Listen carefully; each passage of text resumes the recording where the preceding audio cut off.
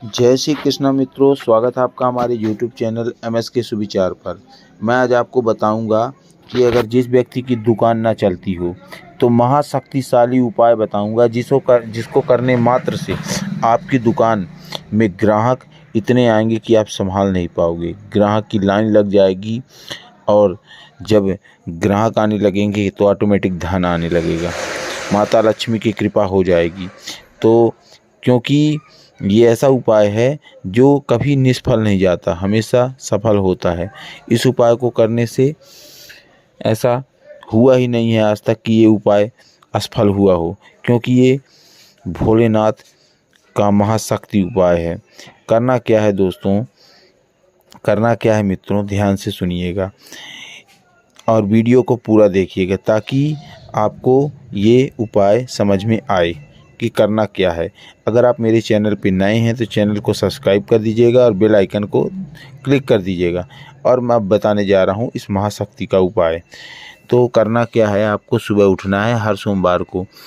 और दोस्तों ये उपाय दो प्रकार के हैं, दोनों उपायों को एक साथ करना है। तो सुबह उठना है हर सोमवार को। वैसे तो आप डेली इस उपाय को करना है, पर अगर आपके पास समय ना हो तो सोमवार और बुधवार को इस उपाय को करना ही करना है।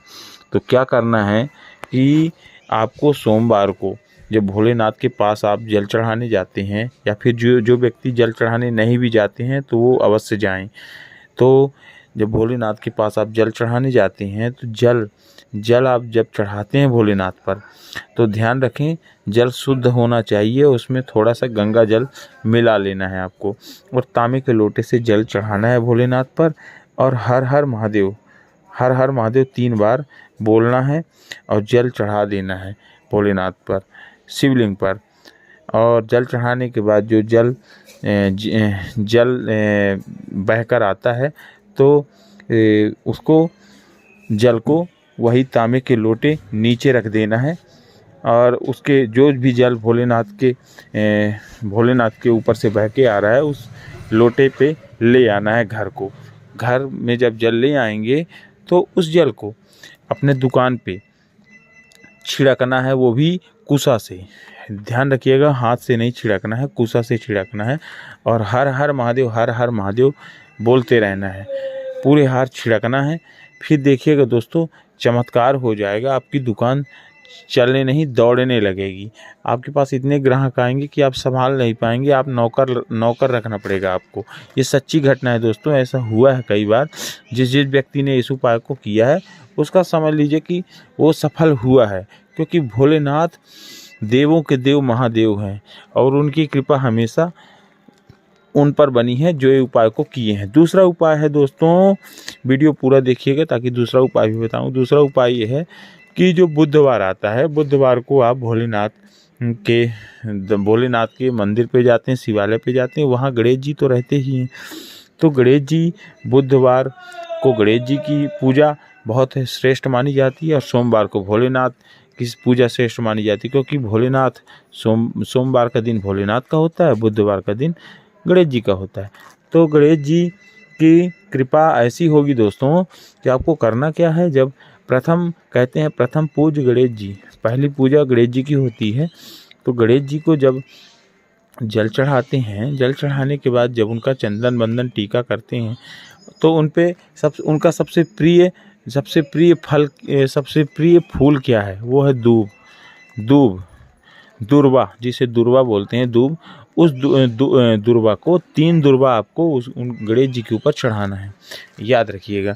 और 3 दूर्वा जब गणेश जी के ऊपर चढ़ाएंगे तो विघ्नहर्ता गौरीपुत्र गणेश, विघ्नहर्ता गौरीपुत्र गणेश, विघ्नहर्ता गौरीपुत्र गणेश की जय, ऐसा बोलते हुए दूर्वा चढ़ाना है। और जो दूर्वा चढ़ाने के बाद और भी लोग जो चढ़ाते हैं दूर्वा, और आप भी दूर्वा चढ़ाते हैं, उस दूर्वा को करना क्या है कि चढ़ाने के बाद और उस दूर्वा को प्रणाम करते हुए वहाँ से ले आना है। और उस दूर्वा को ले आना है और आपको अपने जहाँ मेन आपका पैसा होता है, दराज होता है, जहाँ आपकी तिजोरी होती है, उस जगह पे दूर्वा को ला करके रख देना है। और ऐसा आपको हर बुधवार करना है। करीब आपको 1 महीने का जितने भी बुधवार फंसते हैं सभी बुधवारों पे ये उपाय करना है। और सच्चे मन से सच्ची निष्ठा से उपाय को करना है। फिर देखिएगा दोस्तों, आपकी दुकान में पैसा आना शुरू हो जाएगा। इतना पैसा आएगा कि आप संभाल नहीं पाओगे और खूब बरकत होगी, धन इकट्ठा बहुत होगा। और उस धन को करना क्या है, कुछ धन आपको प्रभु के नाम से कुछ ले लें और वहाँ जाके चढ़ा दें मंदिर में। चाहे वो कुछ भी बनवा दें, चाहे घंटी बनवा दें बजने वाली, वहाँ रखवा दें, या फिर कुछ भी जो भी आपको कुछ अंश उसका दें जाके, तो उससे भोलेनाथ और विघ्नहर्ता गौरीपुत्र गणेश और ज़्यादा प्रसन्न होते हैं और आप पर इतनी कृपा बरसाएंगे कि आप स्वयं देखेंगे कि ये बात कितनी सही है और कितनी गलत है। इस उपाय को जरूर करके देखें, तो इसका फल अवश्य मिलेगा, जरूर मिलेगा और लाभकारी होगा। और हर इंसान चाहता है कि पैसे हमारे पास आएँ। तो जब भगवान को आप याद नहीं करेंगे तो पैसे कैसे आएंगे। कहते हैं कि प्रभु बिन भक्ति नहीं होती है, प्रभु की भक्ति बिना कुछ होता नहीं है। प्रभु की भक्ति जरूर करनी चाहिए, तभी वो आप पर ध्यान देंगे। अगर आप उनकी भक्ति नहीं करेंगे तो आप पर ध्यान क्यों देंगे। और जब ज़रूरत होती तब भर आप भक्ति करते हैं, और जब ज़रूरत नहीं होती तो भक्ति नहीं करते। भगवान की भक्ति तो हमेशा करते रहनी चाहिए भगवान की। और इस उपाय को ज़रूर करें। और जब भी भोलेनाथ पर बेलपत्र चढ़ाएं तो उसमें राम जरूर लिखें। राम लिखने से बहुत शक्ति आती है और हर परेशानी को वो ख़त्म करती है, क्योंकि भोलेनाथ राम के भक्त थे और राम भोलेनाथ के भक्त थे। तो एक दूसरे के दोनों भक्त थे। जितना भक्ति आप भोलेनाथ की करेंगे, राम बेलपत्र में लिखकर चढ़ाएंगे, तो फल दोनों का मिलेगा। यहाँ राम से भी मिलेगा, यहाँ भोलेनाथ से भी मिलेगा।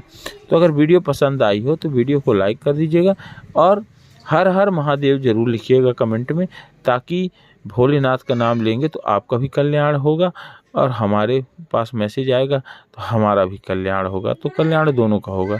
इसलिए हर हर महादेव, जय श्री शंकर भोलेनाथ आप सबके मंगलमय करें और आपको हमेशा खुश रखें। हर हर महादेव।